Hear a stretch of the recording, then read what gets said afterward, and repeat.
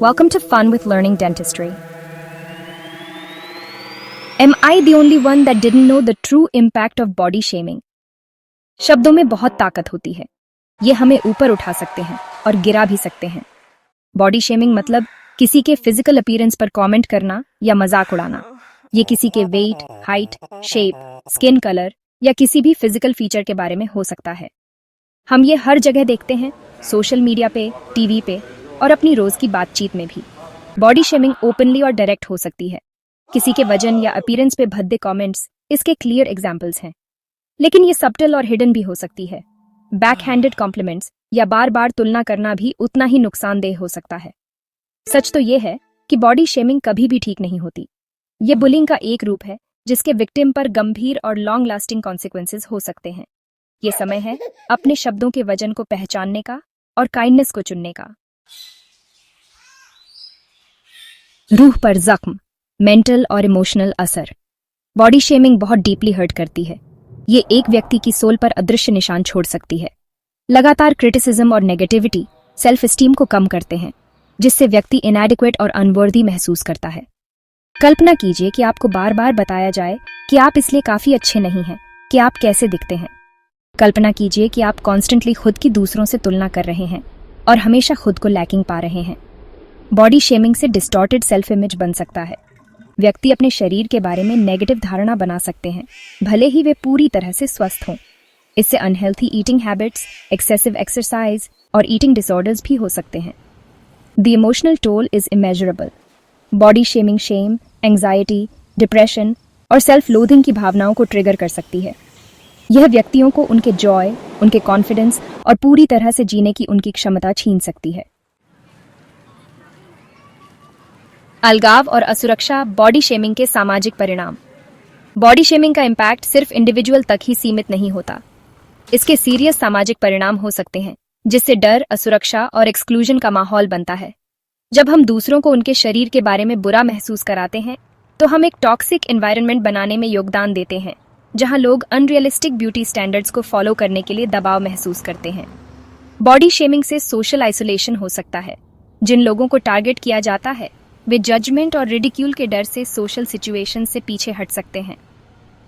वे ऐसी एक्टिविटीज से बच सकते हैं जिनका वे पहले आनंद लेते थे, जिससे उनके एक्सपीरियंसेस और अपॉर्चुनिटीज सीमित हो जाते हैं। इसके अलावा बॉडी शेमिंग हार्मफुल स्टीरियोटाइप्स और प्रेजुडिसेस को बढ़ावा देती है। ये इस विचार को रीइंफोर्स करती है कि हमारी वर्थ हमारे फिजिकल अपीयरेंस से जुड़ी है। सुपरफिशियल क्राइटेरिया के आधार पर व्यक्तियों को डिवैल्यू करती है। इससे जीवन के विभिन्न पहलुओं, जैसे कि एम्प्लॉयमेंट, एजुकेशन और सोशल रिलेशनशिप्स में भेदभाव हो सकता है। चौथा भाग, अपने मतभेदों को अपनाना, स्वीकृति की ताकत।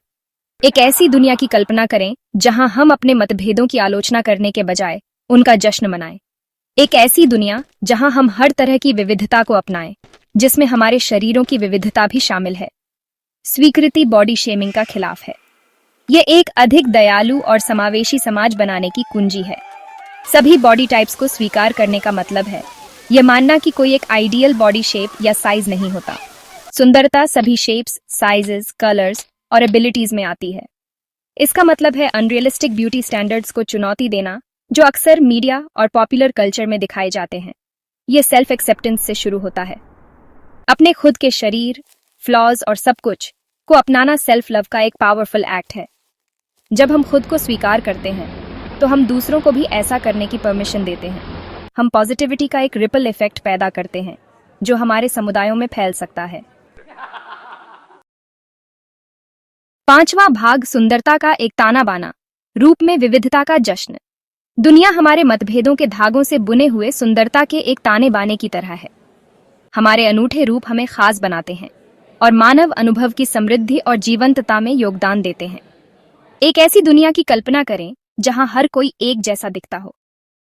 यह एक नीरस और अनइंस्पायरिंग जगह होगी। रूप में विविधता एक ऐसी चीज है जिसका जश्न मनाया जाना चाहिए, न कि शर्मिंदा होना चाहिए। यह मानव जीन पूल की विशालता और असंख्य संस्कृतियों और जातीयताओं का प्रतिबिंब है जो हमारी दुनिया बनाती हैं। हर कर्व, हर रिंकल, हर फ्रेकल एक कहानी बयां करती है। यह हमारी व्यक्तित्व की एक पहचान है।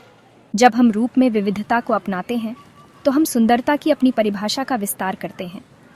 हम अपने दिल और दिमाग को इस संभावना के लिए खोलते हैं कि सुंदरता अप्रत्याशित स्थानों पर भी मिल सकती है।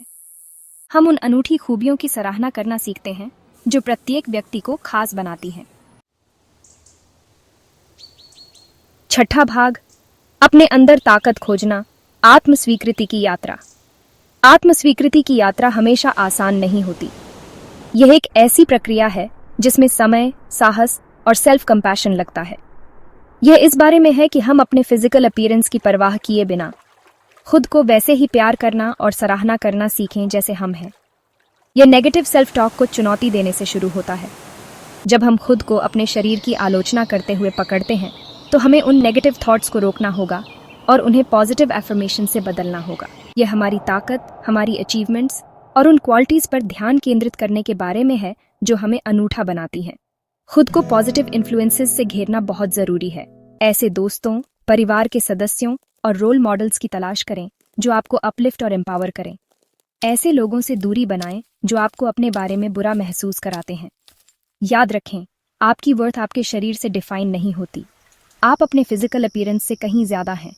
आप प्यार, स्वीकृति और सम्मान के पात्र हैं, बिल्कुल वैसे ही जैसे आप हैं। सातवां भाग, अपने प्रतिबिंब से प्यार करें, बॉडी पॉजिटिविटी के लिए एक आह्वान। आइए हम एक ऐसी दुनिया बनाएं जहां हर कोई अपनी त्वचा में कंफर्टेबल महसूस करे।